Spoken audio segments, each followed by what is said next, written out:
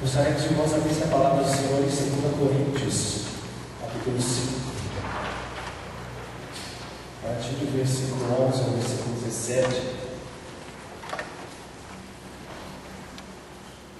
2 Coríntios 5, do 11 ao 17, diz assim a palavra do Senhor. O ministério da reconciliação. Assim que, conhecendo o temor do Senhor, tentamos persuadir os homens. O que somos é manifesto a Deus, e espero que nas vossas consciências seja também manifesto.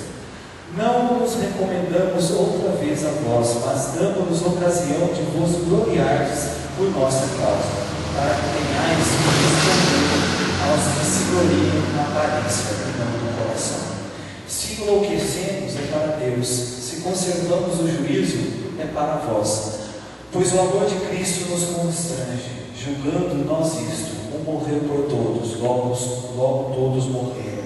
E ele morreu por todos, para que os que vivem não vivam mais para si, mas para aquele que por eles morreu e ressurgiu.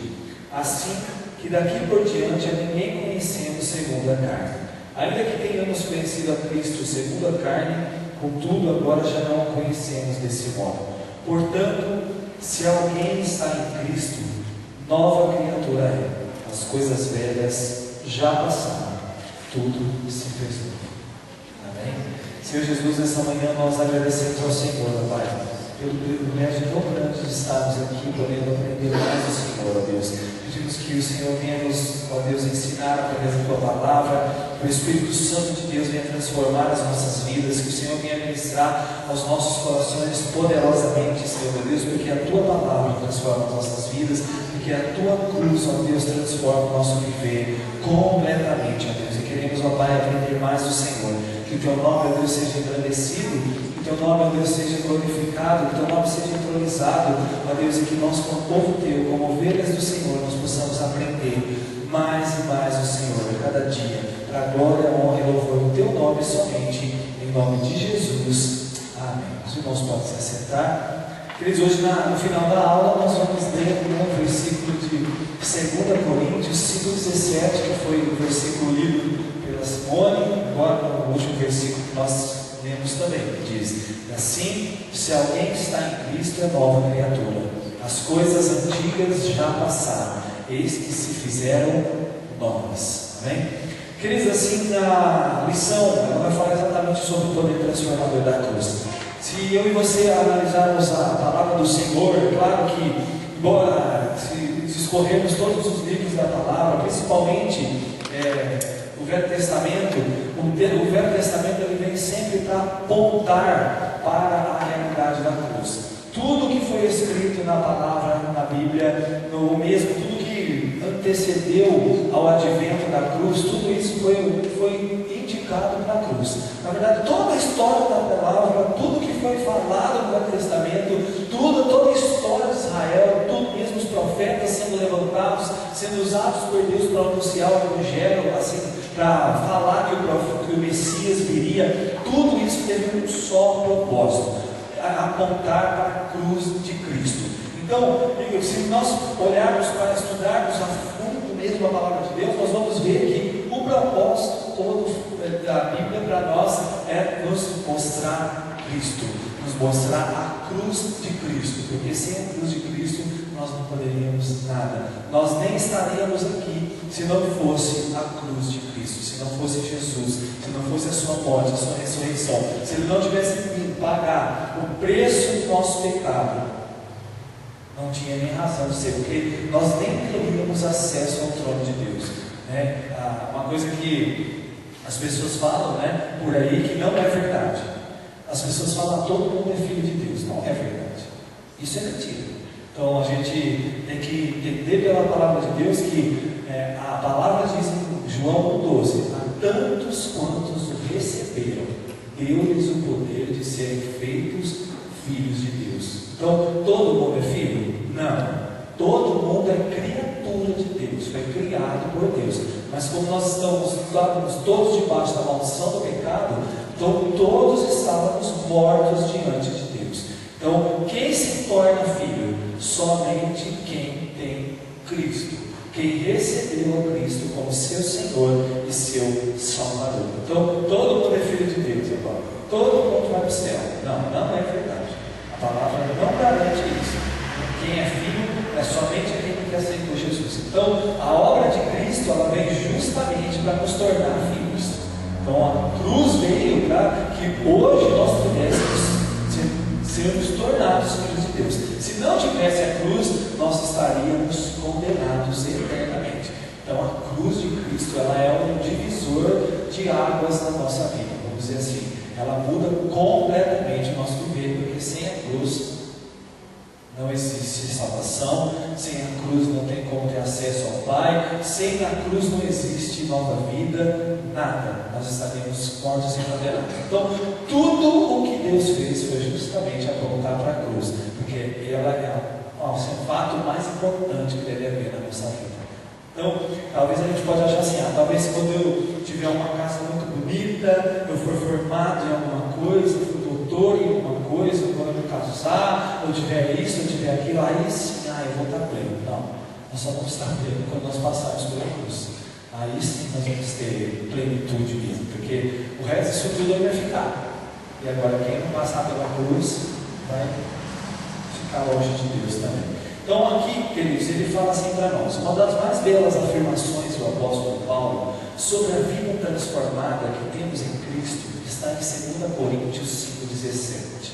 Se alguém está em Cristo, é nova criatura.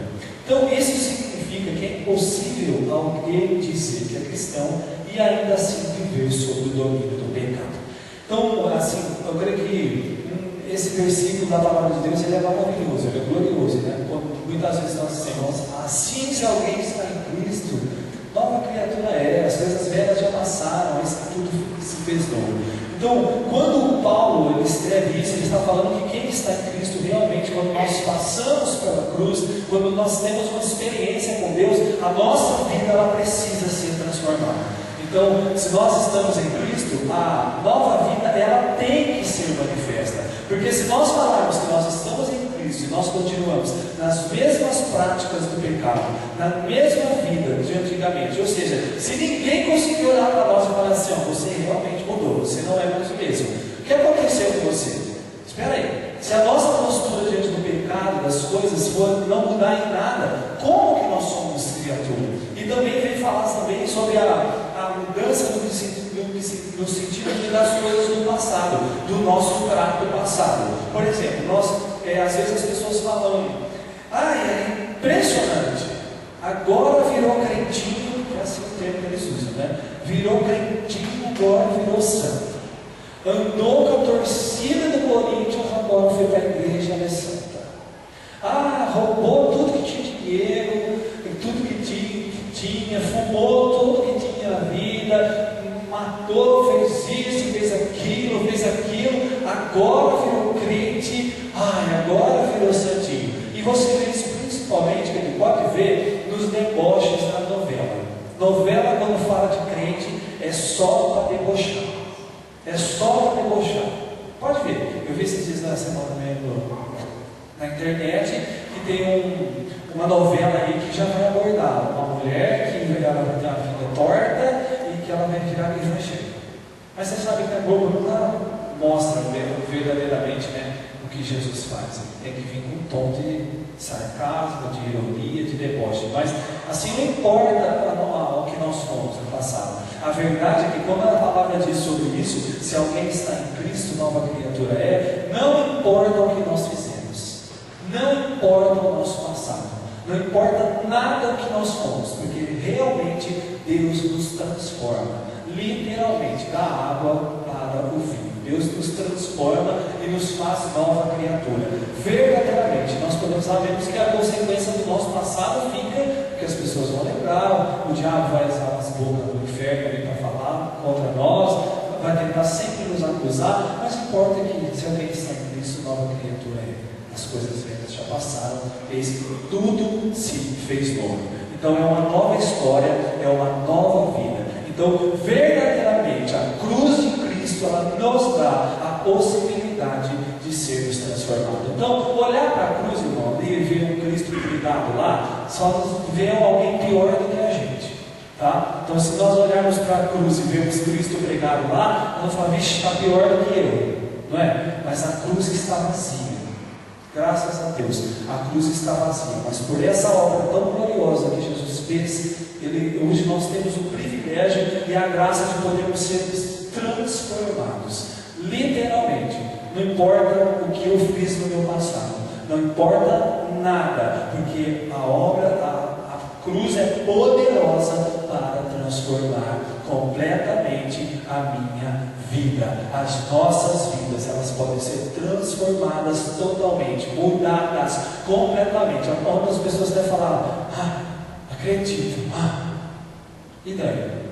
Se ela acredita ou não, o problema é dela. A realidade é que Cristo transforma as nossas vidas, e isso é fato.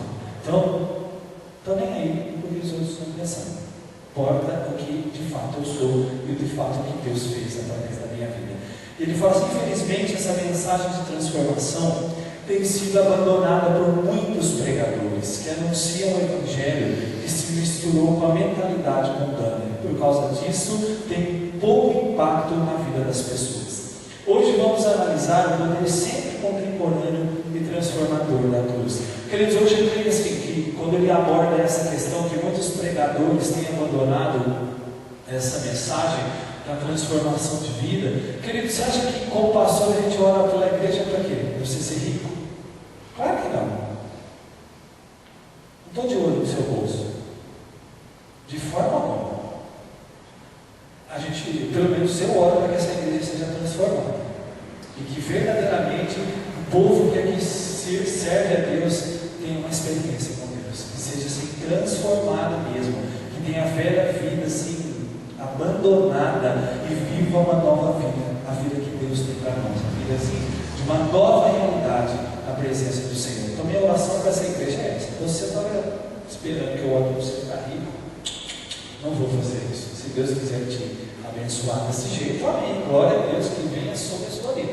Mas pelo menos a minha oração para essa igreja é que você conheça e viva a vida que Deus tem para você, uma vida transformada. A nova vida que Ele preparou para nós, uma nova vida. A vida que Ele tem e que assim vai ser um luzeiro nesse mundo, que vai ter a alegria do céu, vai ser assim, o céu da sua vida. Vamos passar por lutas? Vamos. Então esse negócio de esses pregadores que têm abandonado essa mensagem para pregar prosperidade, para pregar que você vai conseguir tudo, que você não vai ficar mais doente, mentira, não existe isso aí não. Sai fora disso aí. O evangelho da verdade não é isso daí não. Mas é que a igreja não pode perder parar de pregar a transformação de vida. Então, meu irmão, quando você for dar discipulado para alguém, mudar de vida.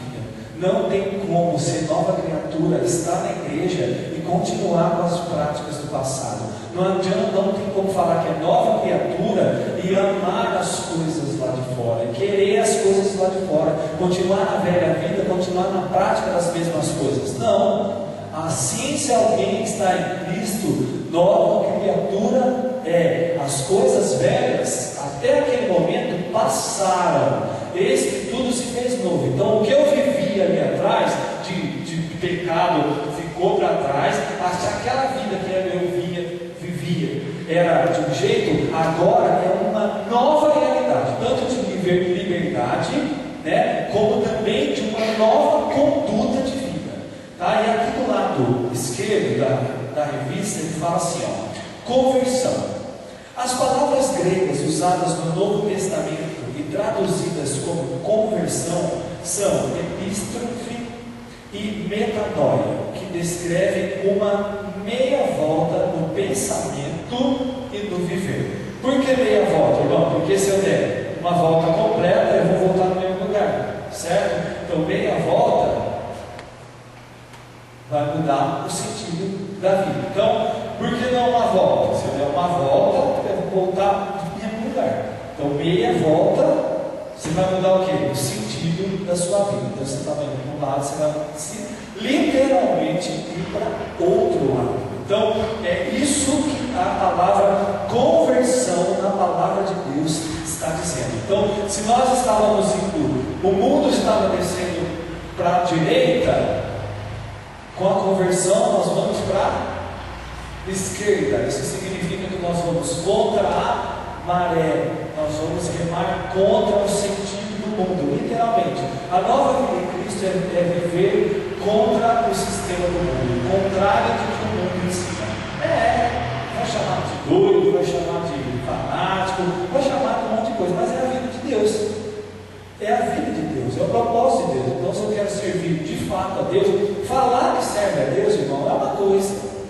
Qualquer um pode falar que serve a Deus, mas agora servir de fato é pôr a palavra dele em prática, vivendo a palavra dele.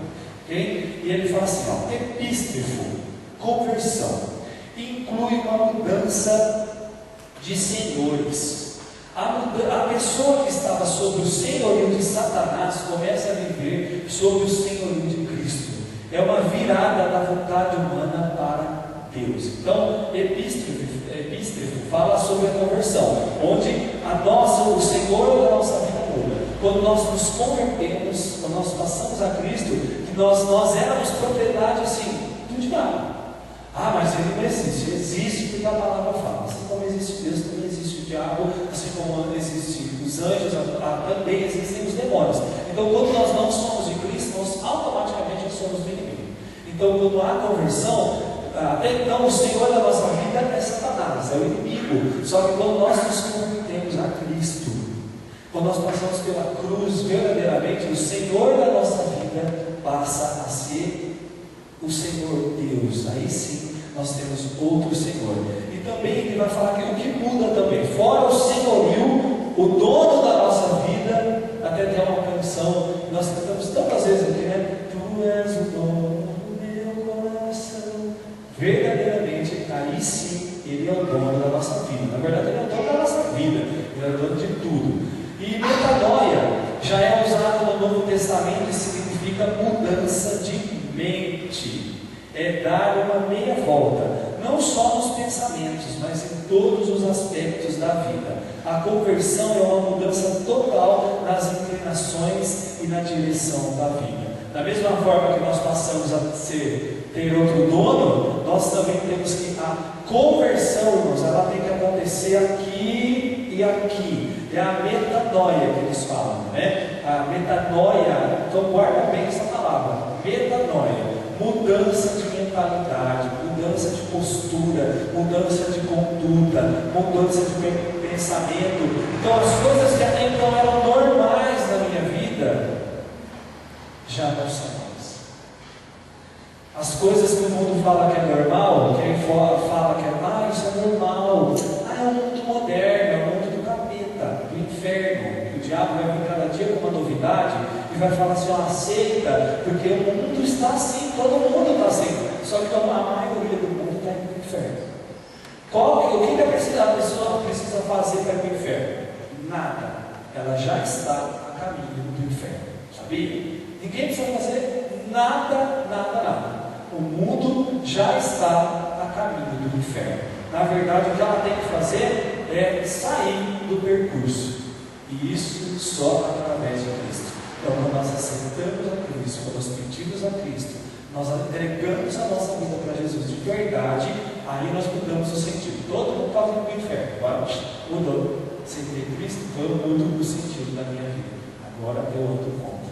Então, essa metanoia ela tem que acontecer. Então, o ser nova criatura, irmão, ser nova criatura é mudar de mentalidade. Se eu estou falando que eu sirvo a Deus e eu continuo do mesmo jeito, nas mesmas práticas, nas mesmas atitudes, nos mesmos pensamentos, aceita Jesus de novo, para valer de verdade aí, até mudar o sentido. Porque tem que mudar o sentido. Se não mudar o sentido da vida,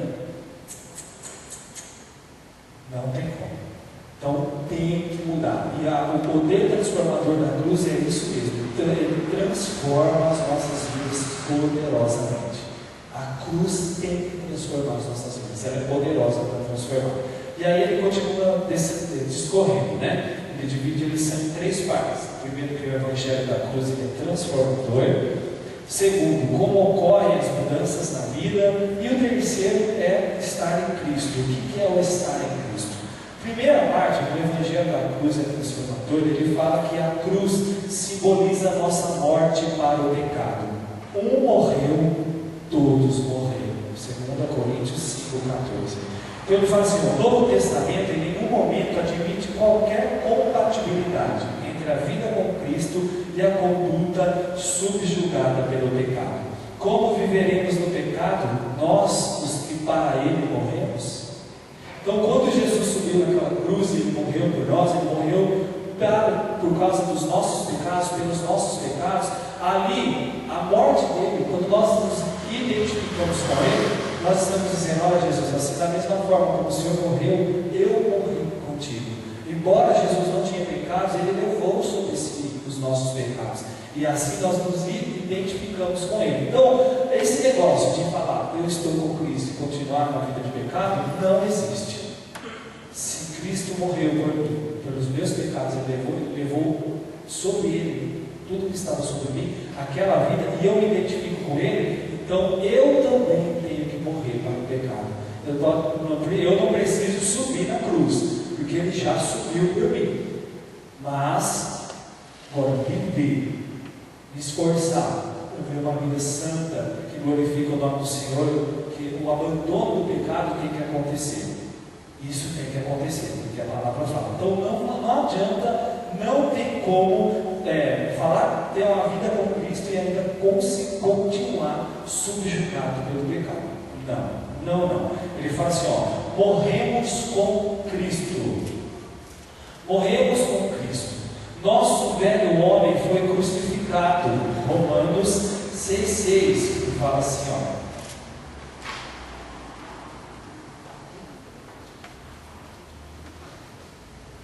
pois sabemos isto, que o nosso velho homem foi com Ele crucificado, para que o corpo do pecado seja desfeito, a fim de não servirmos mais ao pecado. Então, escrito aí: pois sabemos isto, que o nosso velho homem foi com Ele crucificado, para que o corpo do pecado seja desfeito, a fim de não servirmos mais ao pecado. Então, o que ele fala? O corpo do pecado morreu. Nosso velho homem morreu. Aquela velha vida que eu tinha morreu com Cristo. Literalmente, é por isso que a gente não vai falar: era isso, era. Morreu. Literalmente, morreu. Mas morreu aonde? Morreu quando? Morreu lá na cruz. Fui pregado lá na cruz. Uma cruz não é para falar: que bonito, né? Ai, Deus me amou. Ai, eu olho para a cruz e falo assim: ai, olha Jesus, tadinho, sofreu por causa de mim. E daí? Você vira as costas e continua do meu jeito? A cruz não é para ser admirada pela beleza do que Jesus fez. A cruz é para ser, na verdade, a sua referência da nova vida, um ponto, um marco na nossa vida. Tudo isso foi feito para mudar a minha história, para mudar a minha vida. Jesus fez o que Ele fez para mudar a minha vida, não é para falar que é bonito, falar que legal, ou para eu carregar no pescoço como um amuleto ou alguma coisa assim. Se eu carregasse a cruz no meu pescoço, e ela mudou minha vida? Mudou minha vida, minha conduta, meu modo de viver? Se não mudou, não adianta nada, é um enfeite só. E a cruz não é para ser enfeite. A cruz é muito mais do que isso. A cruz é poderosa. A cruz de Cristo é poderosa para transformar as nossas vidas. E aí ele fala assim: por seu Espírito que em nós habita, podemos andar em novidade de vida. Gálatas 2,20. Ser crucificado com Cristo significa despir-se do velho homem e cultivar uma vida liberta da escravidão do pecado.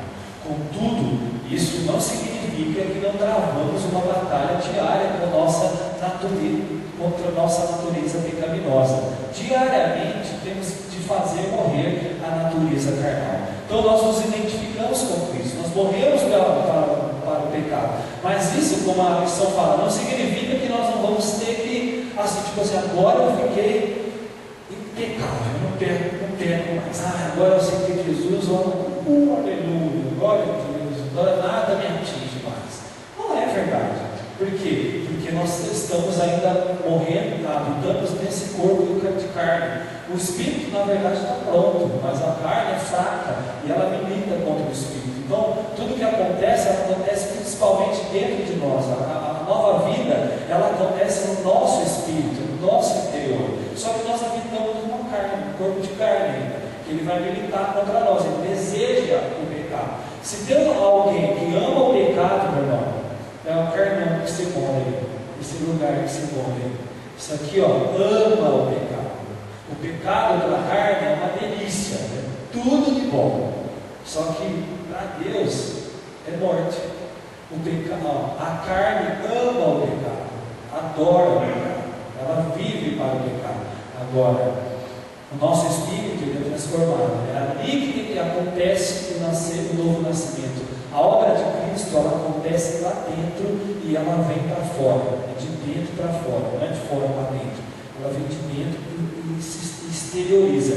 Claro que o que vai nos ajudar a vencer o pecado é a nossa mente, tá? Por quê? Porque o homem espiritual ele vai ser conduzido pela, assim, a carne vai puxar para o pecado, o espírito para as coisas de Deus. Só que quem vai dissipar esse negócio, esse cabo de guerra, é a nossa mente, é o nosso entendimento. Por isso que a palavra fala: não vos conformeis com esse mundo, mas transformai-vos pela renovação do vosso entendimento. Por quê? Porque quando nós compreendemos a palavra de Deus, aí eu vou ler e vou falar assim: ó, isso, a minha carne quer fazer isso, mas eu li na Bíblia que isso é pecado, então eu não vou para esse lado, não posso fazer isso. Então quem ganhou? O Espírito. Então eu vou estar espiritual, eu vou ser um homem espiritual. Agora, se eu mesmo souber ignorar e dar lugar à carne, quem ganhou? Tá? Então a nossa mente ela precisa ser renovada. Isso não significa que nós não vamos ser provados, tentados, nós vamos. Como tem uma frase no livrinho que fala assim: eu não posso impedir que uma andorinha voe sobre a minha cabeça, mas eu posso impedir que ela faça ninho na minha cabeça.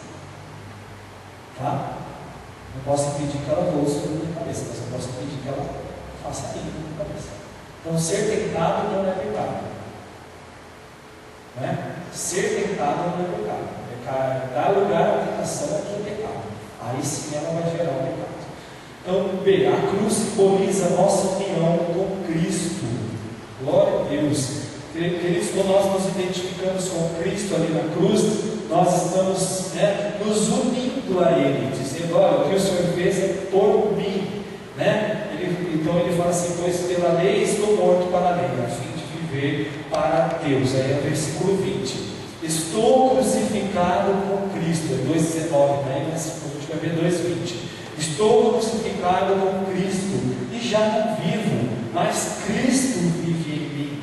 A vida que agora vivo, a carne, vivo na fé no Filho de Deus, que me amou e a si mesmo se entregou por mim. Então, estou crucificado com Cristo. Então ele fala de uma identificação mesmo. Eu estou junto com Ele, eu estou unido com Ele. Então quando a gente olha para a cruz e fala: olha, eu estou crucificado com Ele, eu estou unido a Ele, verdadeiramente eu estou pregado lá naquela cruz. E a vida que eu vivo agora, eu não vivo mais na carne, segundo meus desejos, não é mais conforme o meu querer. Eu vivo na fé, através da fé do Filho de Deus, que me amou e a si mesmo se entregou por mim. Então, querido, o nosso desafio como igreja é viver unido a Cristo.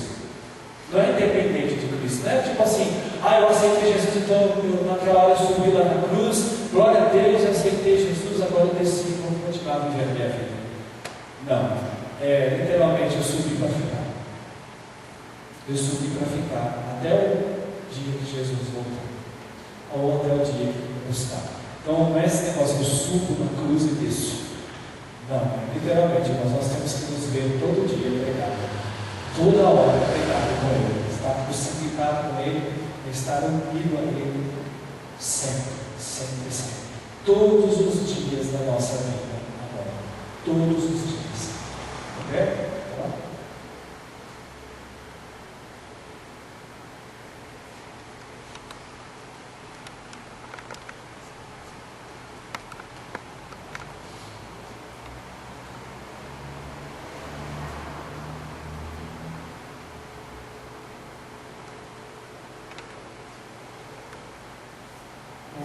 Roberto tem uma Bíblia, mensagem, que chama Bíblia, a mensagem.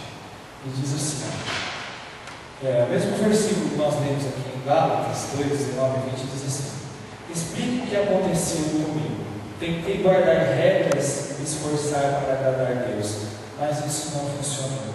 Então desisti de ser um homem da lei, para me tornar um homem de Deus. A vida de Cristo me mostrou como fazer isso, e me deu capacidade de viver assim. Eu me identifico totalmente com Ele. De fato, fui crucificado com Cristo. Meu ego não ocupa mais o primeiro lugar. Pouco me importa parecer justo ou ter bom conceito entre vocês. Não estou mais tentando impressionar Deus. Agora Cristo vive em mim. A vida que vivo não é minha, mas é vivida pela fé no Filho de Deus, que me amou e se entregou por mim. E eu não volto mais atrás. Então, né? Bíblia, mensagem, ó. Bênção. Obrigado, meu irmão. Tremendo, né? Poderoso, né? Então, Paulo, né? Essas palavras assim, são muito boas, essas audições, né? Elas só enriquecem o nosso conhecimento. Então, já não vivemos mais para agradar, né? É uma nova vida. É uma nova vida. É isso que Deus espera de nós. Então, como igreja, irmão, nós precisamos viver uma nova vida. As pessoas, hoje nós somos essa nova vida, eu creio que nós somos as cartas vivas de Deus mesmo. O Evangelho, muitas vezes, a maioria das vezes, a gente pode até pregar o Evangelho, a palavra de Deus, mas aquilo, tem uma frase que a gente também falou nos discipulados, que, gente, é uma realidade assim, poderosa e verdadeira. O que você faz troveja tão alto que eu não consigo ouvir o que você fala. Tá? O que você faz troveja tão alto que eu não consigo ouvir o que você fala. Então, às vezes a pessoa quer pregar o Evangelho e a conduta dela não tem nada a ver com o Evangelho. Então, o fato dela ser daquele jeito fala mais alto do que ela ensina ou prega. Então, o nosso testemunho fala mais alto do que às vezes as nossas palavras. Então, se alguém está em Cristo, se nós estamos em Cristo, então a nossa realidade é ser uma nova criatura mesmo, de fato, verdadeiramente sermos transformados. E aí, vamos para a parte 2. Primeiro aqui no parte direita, ele fala assim, arrependimento. Sobre o verdadeiro arrependimento, que não deve ser confundido com remorso, 2 Coríntios 7:10. A tristeza, segundo Deus, opera arrependimento para a salvação, o qual não traz pesar, mas tristeza do mundo opera a morte. Podemos destacar as seguintes características. Então, o arrependimento, qual a diferença do arrependimento e do remorso? O remorso, querido, é toda vez que você lembra do pecado, uma coisa errada que você fez, você sofre. Você fica com dor. Toda vez que você lembra daquele negócio, você fica aquilo lá, fica machucando a sua vida ainda. Então, fica tocando, fica ferindo. Agora, o arrependimento não. O arrependimento a gente chora por aquilo, a gente tem tristeza por aquilo, só que a gente muda de vida. Arrependimento é metanoia, mudança de vida. O que mostra o arrependimento? Às vezes você pode falar assim, julgar uma pessoa e falar assim, eu acho que ela não se arrependeu, porque ela não chora. E daí? Às vezes a gente acha que é uma pessoa arrependida, é uma pessoa que você vai olhar para ela vai estar com aquela cara de... Tem nem olheira, a olheira tem ela. Tão fundo que está o negócio, de tanto chorar. Tem gente que acha que arrependimento é uma pessoa, ela está assim, acabada, destruída, descabelada. Nada a ver. Nada a ver. Claro que o arrependimento tem a dor, tem a tristeza pelo pecado, mas a prova do arrependimento é a mudança de vida. Mudou de conduta, mudou de vida, isso é arrependimento. Aí sim. Então não julgue as pessoas por uma aparência assim, o irmão fez isso, o irmão fez aquilo, você não chega, você não vê, você é acabado, chega na igreja assim, filho, então é certo. Tem gente que acha que tem que ver o povo assim, 1 ano, 2 anos chorando. Meu irmão, o meu Jesus perdoa para valer. E é uma vez só. Se verdadeiramente eu chego a me arrepender, eu não preciso me arrepender todo dia. Eu só preciso me arrepender uma vez. É uma vez. Senhor, eu me arrependo. Está valendo.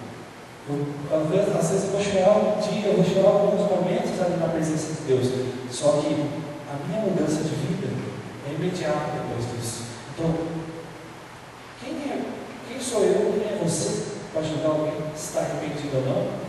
Mudou de vida? Olha para a vida da pessoa. Mudou de conduta? Também. Arrependimento é mudança de atitude, de vida, tá? Então ele fala assim, o que é o arrependimento? Podemos destacar as seguintes características do arrependimento: percepção da santidade de Deus, quão horrível o pecado é; tristeza consigo mesmo pela prática do mal; desejo de fugir do pecado e não apenas da sua penalidade, ou seja, quem é arrependido ele não tem medo do que vai acontecer, a penalidade do pecado. Ele não quer pecar. Ele não quer pecar, simplesmente ele não quer pecar. Virada para Deus com uma atitude de dependência total para ser liberto do pecado, ou seja, grudar em Deus e falar assim: eu preciso do Senhor, eu só posso ser livre disso com o Senhor. Então, grudar em Deus mesmo para valer.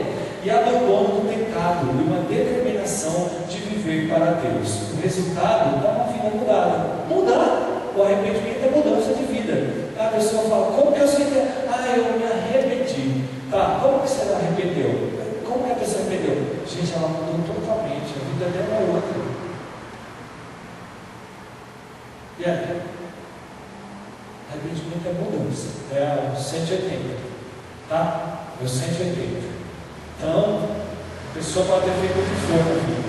Mudou de vida, se arrependeu, mudou de vida. Tá lá. Arrepender, produzir frutos dignos de arrependimento. Ou seja, que as suas atitudes sejam dignas, ou seja, mostrem o seu arrependimento verdadeiramente, que você mudou de vida. É isso que a Bíblia quer. Então, é isso que a Bíblia espera de nós.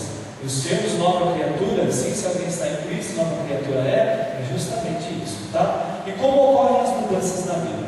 O poder transformador da cruz é evidenciado na vida de todos os que se entregam a Cristo, né? Ele fala em 2 Coríntios 5,15. E ele morreu por todos, para que os que vivam não vivam mais para si, mas para aquele que por eles morreu e ressurgiu. Contudo, só é possível viver para Cristo a partir de uma mudança de direção na vida. Essa mudança acontece em diferentes momentos. Então, aí, né? Só é possível viver para Cristo a partir de uma mudança de direção na vida. E isso acontece como? Primeiro, conversão. Conversão, o primeiro passo. É uma reviravolta interna que acontece na vida da pessoa. É uma mudança moral, na qual o homem renuncia a sua conduta anterior, voltando-se para Deus. Conversão é mudança de mente e coração. Sem ela não há salvação. Tá? É a metanoia acontecendo. É a hora que a metanoia acontece. Verdadeiramente é aquilo, quando você chega para Cristo e fala: Jesus, onde eu estava?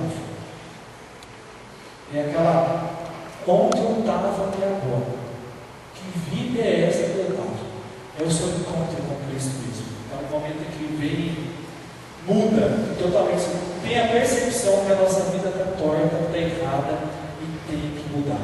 E é onde a gente se esforça para isso. Então ele fala assim: os termos bíblicos traduzidos para o português como conversão trazem a ideia de uma mudança radical.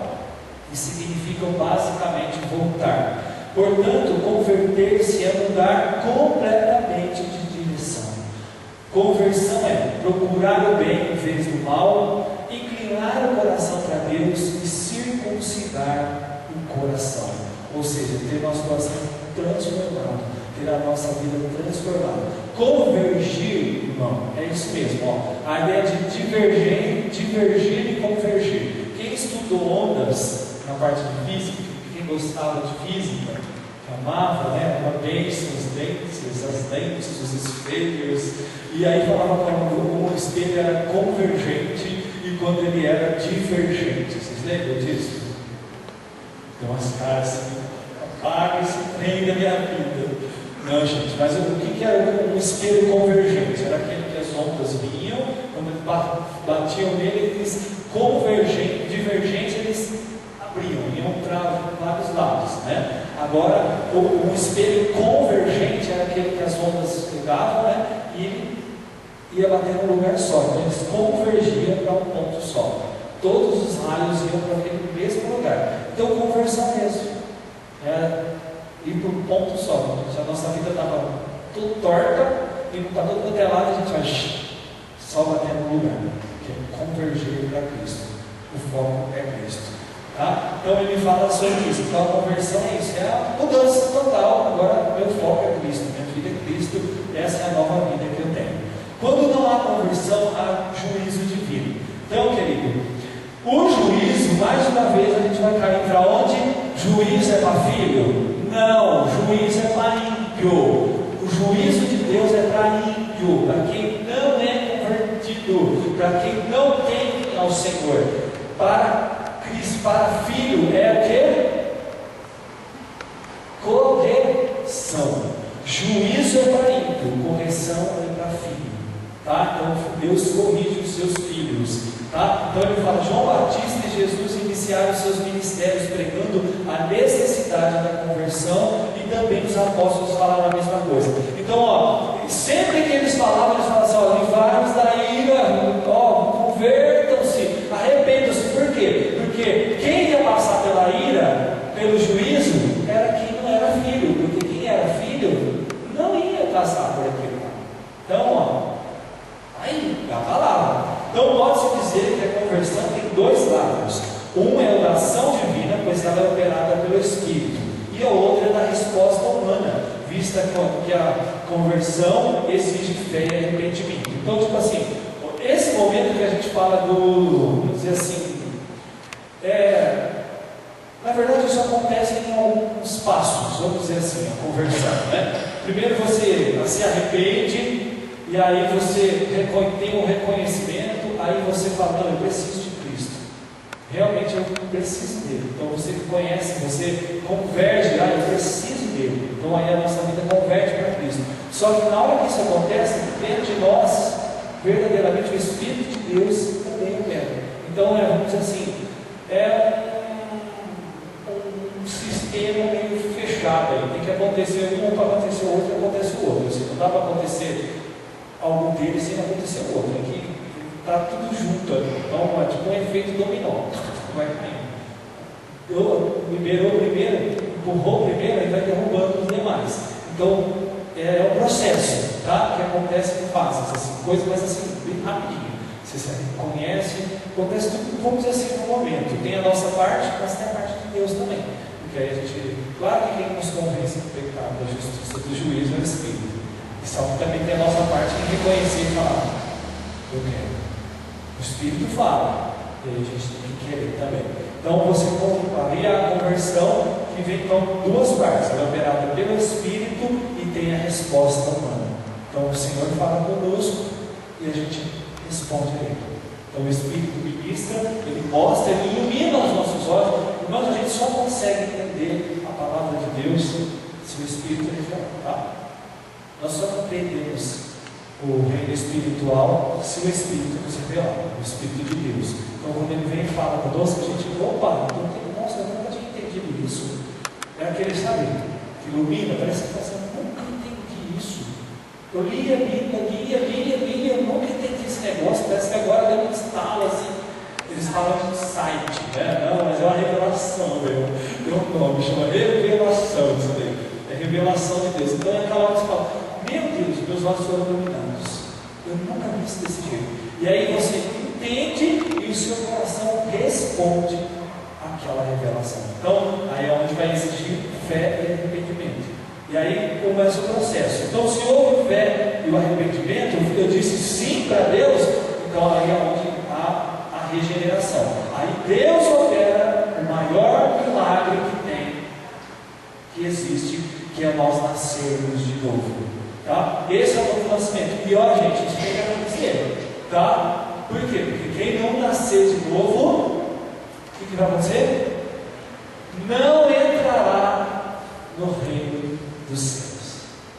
Então tem que acontecer isso na nossa vida, porque quem não nascer de novo não vai entrar no reino dos céus, não tem como fazer parte desse reino. Então a regeneração, aí parte B, é o ato de Deus pela qual o princípio da nova vida é implantado no homem. É um ato divino renovador. Então quem faz nascer de novo, esse regenerar, é Deus, tá bom? Não é o homem. O homem diz sim para Deus, ele corresponde ao chamado de Deus, mas quem opera o novo nascimento é Deus, tá bom? A regeneração é uma operação divina no coração daquele que está espiritualmente morto, dominado pela natureza carnal.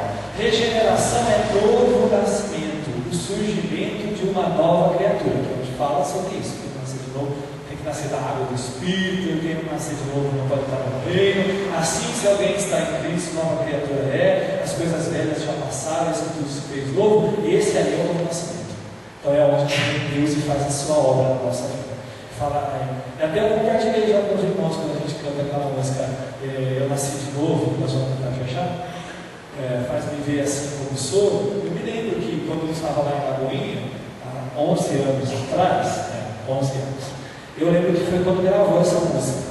E eu lembro lá no culto, que o pastor Márcio chamou a Ana Paula e o André para cantar essa música, e eles começaram a tocar assim, eu chorava muito, porque eu falava, mas Deus, eu posso falar que eu nasci de novo? Eu posso falar que eu nasci de novo? Porque é uma coisa que acontece dentro de nós. Eu não vejo fisicamente.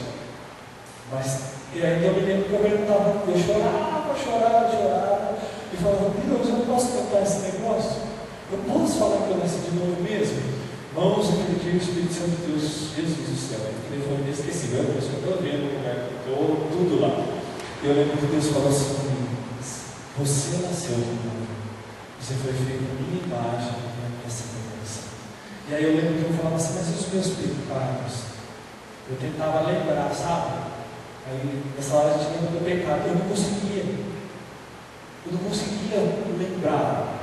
E aí eu falava assim, eu apaguei, eu lutei, eu já te perdoei. Nossa, você já choraram, e aí eu lembro que passou um vento assim, literalmente um vento atrás de mim assim, mas o menino que estava assim, foram tomados pelo Espírito Santo, eles falavam, deixa apalhar, assim, e berravam, falando, Jesus, que tremendo isso. Então, a partir daquele dia assim, eu tive convicção que eu nasci de novo. Eu falei, nossa, que isso esse negócio. Então assim, eu não me senti mais culpado pelo pecado, eu não me senti mais culpado pelo passado, não me sinto. Você fala, nossa, o que parece que aconteceu? Glória a Deus, porque mas agora, assim, claro, a gente vive uma nova vida. Então, você tem certeza que você nasceu de novo? Regeneração, irmão, é nascer de novo. Igual cortar o rabo do jacaré de parede, a lagartixa. A lagartixa, se você cortar o rabinho dela, ele nasce de novo. Ele não vai lá e cola, ele não fica. Ele nasce de novo. É igual a planada. Se você cortar um pedacinho dela, nasce de novo. É regeneração. É nascer de novo. Então Deus não remenda. Ele transforma. Tem até uma camisa. Você que tinha uma camisa da igreja que fala assim: Deus não remenda, transforma. Então isso é escrito, eu lembro até hoje. Então esse é o transformar. É o nascer de novo. Quando o nosso espírito estava morto, então a gente vivia na prática do pecado, e aí Deus passa a habitar em nós, Ele nos faz de novo. Então aí a gente passa a viver espiritualmente. E você nasceu de novo? Tem certeza desse novo nascimento? Sem Ele ninguém entra no céu. Sem Ele não entra no céu. Sem Ele não entra no céu. E depois vem a santificação. Aí já é a santificação também é fruto da ação divina, mas ao mesmo tempo o homem tem que fazer parte. O homem também tem que se esforçar em entender esse processo. É fruto da ação divina, mantendo e desenvolvendo a vida do novo ser que foi gerado em Cristo mediante a regeneração. Quem nos santifica e dá crescimento é Cristo. Aí tem todos esses versículos que assim, a gente consegue ler todos, não. Mas fica aquele lição para casa também, irmãos. Assim, é muito rica a lição. 1 Coríntios 1:8. E que qual vos confirmará também até o fim, para seres irrepreensíveis no dia do nosso Senhor Jesus Cristo. 1 Coríntios 1:8. Então ele fala sobre o que é santificar. Santificar é se tornar santo. Ou seja, às vezes a gente fala assim, santo é o que geralmente a igreja católica chama de São Pedro, Não. Santo, todos os filhos de Deus que nasceram de novo, que aceitaram Cristo, que nasceram de novo, nós somos chamados de santos. Por que santos? Os santos do Senhor. Tanto pode que a Bíblia menciona os filhos de Deus como santos. Por quê? Sede santo, porque eu sou santo, diz o Senhor. Então, a santidade é algo que Deus opera em nós, graças à cruz. Então, o poder da cruz, ele nos transforma, e nós aceitamos Jesus, nós nascemos de novo, e daí nós passamos para o processo. Eu já falei várias vezes também, que tem uma frase que fala assim, a salvação de uma alma é questão de um momento, mas a formação de um santo, o processo de uma vida inteira. Então, quando nós vivermos, nós vamos ser santificados.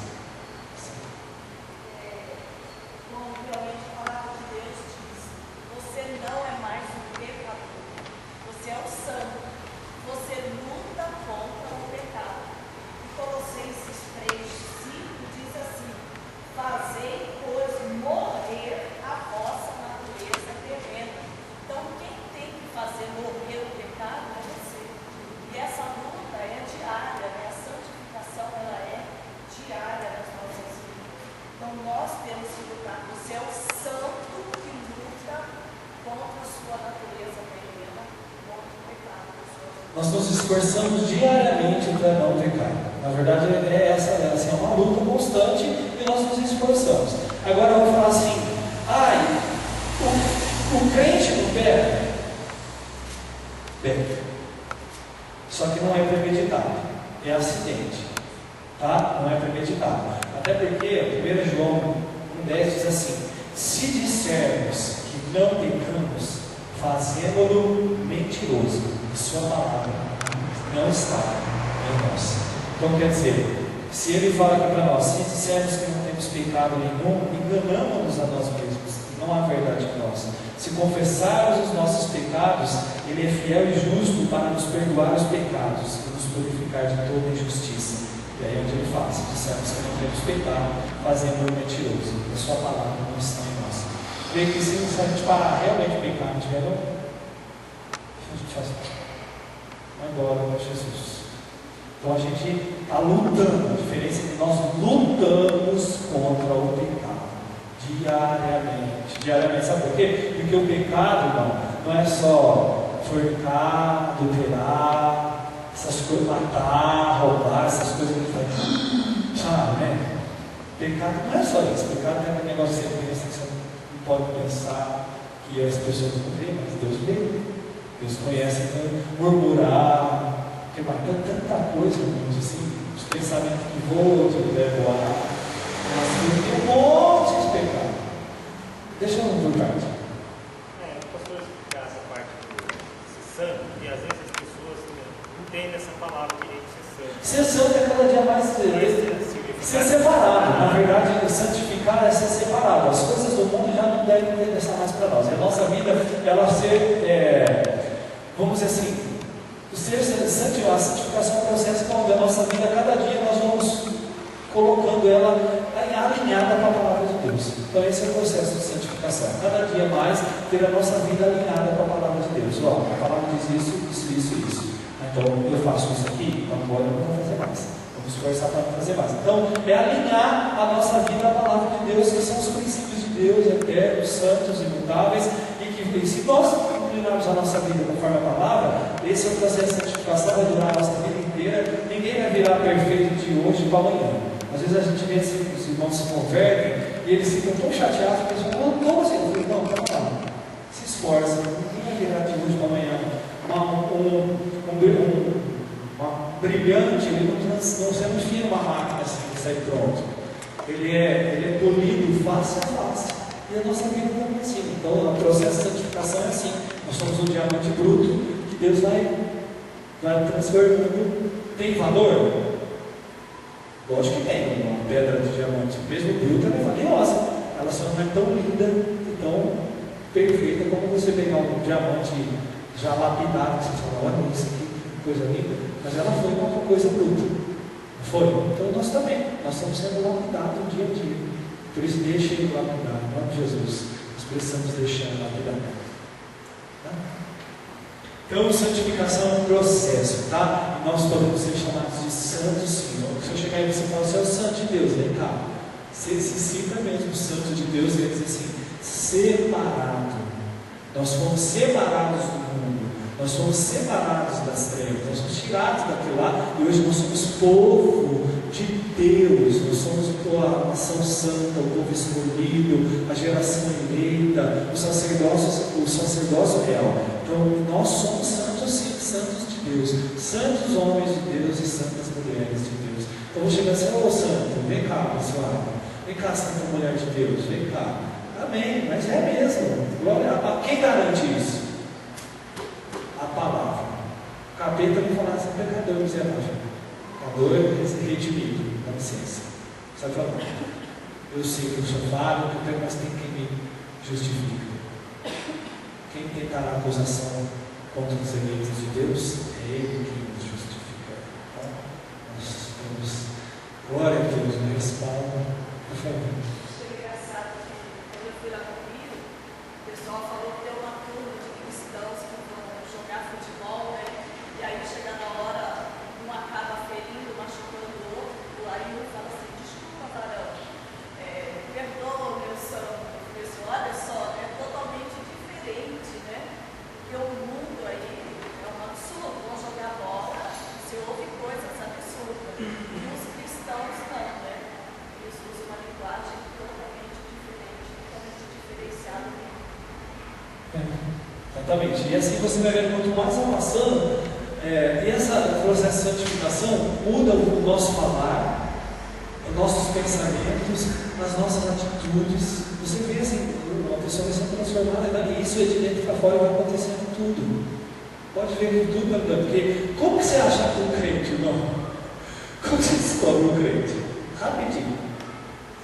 Esses dias eu estava assistindo a Fátima Bernardes, eu gosto daquele programa Encontro, eu acho muito inteligente o negócio, uma coisa muito inteligente.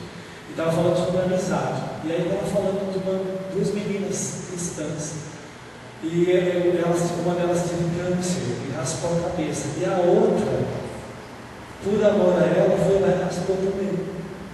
E na hora que a menina virou e falou assim, porque amo a amiga e no dia da angústia nasceu, eu falei, é crente, começou a falar, já deu para saber. Por quê? Porque a mãe e as mães começaram a falar assim, cristão, né?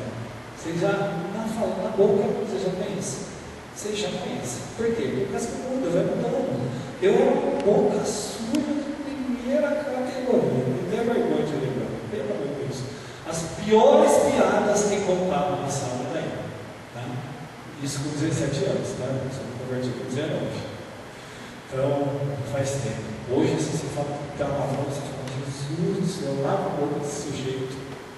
Você não consegue mais. Por quê? Porque eu creio que o novo nascimento faz isso. Você não aceita mais a coisa. Você fala com Deus. Você vai numa festa, convidado, que você é convidado para algumas coisas, principalmente na casa de parente, e aí eles começam a fazer cada coisa que você fala assim, Jesus, o que eu estou fazendo aqui? Você, como diz a irmã lá que falou, eu me sinto uma baleia fora d'água, não é um peixe. Eu achei um termo engraçado. Eu me sinto uma baleia fora d'água, não é um peixe. Então, tipo assim, literalmente, a gente se sente mesmo, porque você fala, não vai para mim esse negócio. E a gente fica chato, a gente fica isso. Mas não é, irmãos, é que aquilo é tão ruim, tão ruim. Não é que você não gosta das pessoas mais, é que aquilo ali, o Espírito de Deus que está em nós, ele sente aquilo lá. Porque nós somos novas criaturas. Literalmente, você fica assim, me ajuda. Você não consegue ficar mais. O Espírito de Deus assim, abomina, né? Porque é chocarrice, palavras, piadas, palavrões. E muitas vezes, você falou, você está na casa de um parente, é música indecente, Gente, não é que a gente vira careta, é que não dá mais. Não vai. Aquela coisa assim, o Espírito de Deus, ele fala, sabe, ele fica quieto dentro de nós, a gente ouve, não é para mim esse negócio, sai de perto. Porque você não consegue mais, não adianta. Né? E aí vamos lá, estar em Cristo, para acabar. A expressão estar em Cristo é abundantemente empregada no Novo Testamento. A ideia nasceu com o próprio Jesus ao contar a parábola da videira. Está em mim e eu em vós. João 15:3. Paulo dá grande importância a essa doutrina, né? Se alguém está em Cristo, nova criatura é, as coisas velhas já passaram, isso tudo se fez novo. Então ele fala estar em Cristo. Portanto, Romanos 8:1, nenhuma condenação há para os que estão em Cristo Jesus, que não andam segundo a carne, mas segundo o Espírito, que estão em Cristo Jesus. Então estar em Cristo é um termo muito utilizado, muito falado na palavra. Aí ele fala também, vós, 9:10, Romanos 8:9-10. Fala assim, vós porém não estáis na carne, mas no Espírito, se é que o Espírito de Deus habita em vós. Mas se alguém não tem o Espírito de Cristo, esse tal não é dele. Mas se Cristo está em vós, o corpo na verdade está morto por causa do pecado, mas o Espírito vive por causa da justiça. Então, o que é estar em Cristo? Estar em Cristo é ver quebrado o jugo do pecado. Os antigos desejos malignos foram pregados na cruz juntamente com Ele. Então, estar em Cristo é não estar mais, não viver mais dependente, escravo do pecado. A gente não é mais escravo do pecado, tá? A gente pode até pecar, mas a gente não é escravo, não vive na prática. Ele tipo assim, eu só consigo pecar. Não, gente, não é mais assim. Estar em Cristo é andar em novidade de vida, tá? Ou seja, mostrar novos frutos, ou seja, um novo estilo de vida. Então, se a gente fazia tudo de errado, agora a gente não faz mais, a gente anda segundo os princípios da palavra de Deus. A gente é transformado de glória em glória, novas atitudes, novos pensamentos, uma nova postura. E estar em Cristo, irmãos, é ser uma nova criatura mesmo, né? Apresentarmos o nosso corpo como oferta viva ao Senhor. A vida do cristão deve ser uma adoração viva a Deus. A cruz transforma a vida em morte e a morte em vida. Transforma a velha criatura em nova, né? Cristo morreu para que vivêssemos com Ele, por meio dele e para Ele. Então viver, ser uma nova criatura. Eu sei que a pessoa fala assim, meu Deus, mas que mudou, o que aconteceu? O que é Cristo viveu? Então é o intuito de Deus mesmo que Ele veja em nós Cristo. Então a cruz, Ele vem para transformar as nossas vidas e nos transformar em Cristos. Na verdade, o propósito de Deus é formar o Filho dele em nossas vidas. Então, gente, a cruz é poderosa. Às vezes a pessoa lá, você escuta uns representantes falar assim, pau que nasce torto, morre torto. Já ouviu isso? Não. Eu já vi uma frase que diz, pau que nasce torto, Jesus endireita. Amém? Direita mesmo. É assim, eu também vi uma coisa que achei legal. Pau que nasce torto, só morre torto se não encontrar o carpinteiro de Nazaré.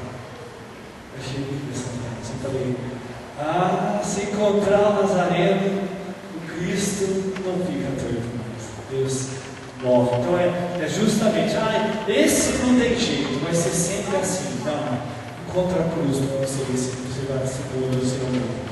Claro, irmãos, assim, a cruz de Cristo ela é poderosa, ela é maravilhosa. E a cruz também, ela não é um espetáculo de horror. Foi horrível o que aconteceu, foi terrível, mas a cruz de Cristo é a maior prova do amor de Deus pelas nossas vidas. Então, assim, a cruz é tudo. A cruz é a nossa salvação, é a nossa transformação, é a vitória, mas é também assim, é a maior prova do amor de Deus pelas nossas vidas. Então, eu quero ver uma prova de amor, olha para a cruz. Eu quero sabe aquele post? Eu quero uma prova de amor do namorado, da namorada. Olha para a cruz, minha filha. Não tem prova de amor maior do que essa. Essa é a maior prova de amor. E aqui, nesse livro aqui, do Max Lucado, Deus está no controle. Aqui na página 80, eu li lindo isso. Que fala, sobre a Eu achei maravilhoso isso aqui, gente. Quanto à obra, além de nos transformar, nos regenerar, nos santificar, nos dar a oportunidade de viver uma nova vida em Cristo, e a oportunidade também de nós vermos o amor de Deus por nós. Ele fala assim: ó mãos de Jesus, mãos de encarnação em seu nascimento, mãos de libertação quando curava, mas de inspiração enquanto ensinava, mãos de dedicação enquanto servia, e mãos de salvação quando ele morreu. As pessoas junto à cruz concluíram que o propósito dos golpes era espetar as mãos de Cristo numa viga de madeira, mas elas estavam apenas meio certas. Não podemos culpar a multidão por não perceber a outra metade. As pessoas não podiam ver, mas Jesus podia, e o céu podia, e nós podemos. Através dos olhos das Escrituras, vemos o que os outros não perceberam, mas que Jesus viu. Ele apagou as acusações confirmadas que haviam contra vocês. Tomando esta lista de pecados, ele a destruiu, pregando-a na cruz de Cristo. Entre sua mão e a madeira havia uma lista, uma longa lista, uma lista de erros, nossos desejos, mentiras, momentos de ganância e anos de esbanjamento, uma lista dos nossos pecados. Pendurado na cruz, existe um catálogo especificando cada pecado seu, as decisões ruins tomadas no ano passado, as más atitudes da semana passada, ali em plena luz do dia, para que todo o céu veja, está uma lista dos seus erros. Deus fez conosco o que estou fazendo com nossa casa. Ele tomou nota de nossas falhas. A lista que Deus fez, porém, não pode ser lida. As pessoas não podem ser decifradas. Os erros estão cobertos, os pecados estão escondidos. Os que estão no topo estão ocultos por sua mão, e os que estão no final da lista estão cobertos por seu sangue. Seus pecados foram riscados por Jesus. Ele apagou totalmente o registro dos mandamentos desrespeitados que sempre pairavam sobre nossa cabeça, anulando-o completamente ao pregá-lo na cruz. É por isso que ele se recusou a cerrar o punho. Ele viu a lista. O que o impediu de resistir? Esse registro, essa tabulação de seus erros. Ele sabia que o preço daqueles pecados era a morte. Ele sabia que a fonte daqueles pecados era você. E uma vez que não podia suportar a ideia da eternidade sem você, ele escolheu os cabos. A mão que segurava o cabo não era a de um militar romano. A força por trás do martelo não era a de uma multidão enfurecida. O veredito por trás da morte não foi decidido por judeus enciumados. O próprio Jesus escolheu os cabos. Desse modo, as mãos de Jesus se abriram. Se o soldado tivesse hesitado, o próprio Jesus teria manejado a marreta. Ele sabia como. Ele tinha conhecimento de como colocar pregos. Como carpinteiro, ele sabia o que era preciso. E como Salvador, ele sabia o que aquilo significava. Ele sabia que o propósito do cravo era colocar os seus pecados onde eles pudessem ser escondidos pelo sacrifício dele e cobertos pelo sangue que ele derramou. Assim, o próprio Jesus manejou a marreta, o martelo. A mesma mão que aquietou os mares silenciou sua dor. A mesma mão que purificou o templo limpou seu coração. A mão é a mão de Deus. O cravo é o cravo de Deus. E assim que as mãos de Jesus se abriram para os cravos, as portas do céu se abriram para você. Lindo, né? Esse é o nosso Jesus. Essa é a cruz de Cristo. Ele fala assim, Paulo disse: quanto a mim, não permita Deus que eu me gabe de coisa alguma, a não ser da cruz do nosso Senhor Jesus Cristo. Você sente necessidade de afirmação? Sua autoestima precisa de atenção? Você não precisa se dar nomes nem se mostrar. Você precisa apenas parar ao pé da cruz e ser lembrado disto. Aquele que criou as estrelas preferiu morrer por você a viver sem você. E isso é um fato. Portanto, se você precisar se gabar, gabe-se disso. Esse Jesus é lindo, né? Maravilhoso. Deus está no controle. É um livro dele, é uma coletânea de várias passagens, de vários livros que ele tem. Irmãos, assim, tudo que moveu Jesus a fazer o que ele fez foi o amor, tá? Ele fala assim, ó, ele ama cada um de nós como se houvesse apenas um de nós para amar. Tá bom? Então, não fala que você não é amado, porque você é muito amado. Muito, muito. Aí eu só ler isso aqui.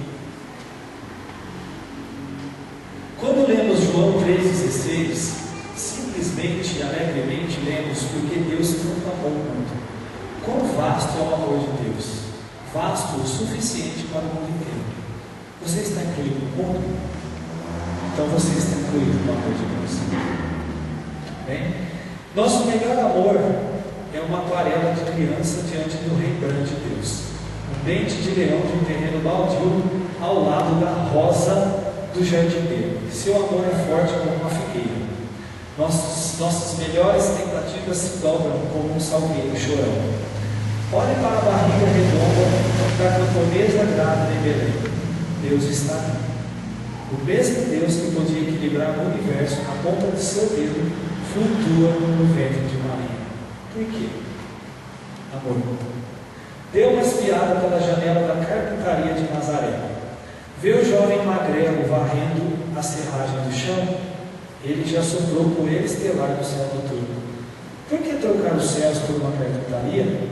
Uma resposta: amor.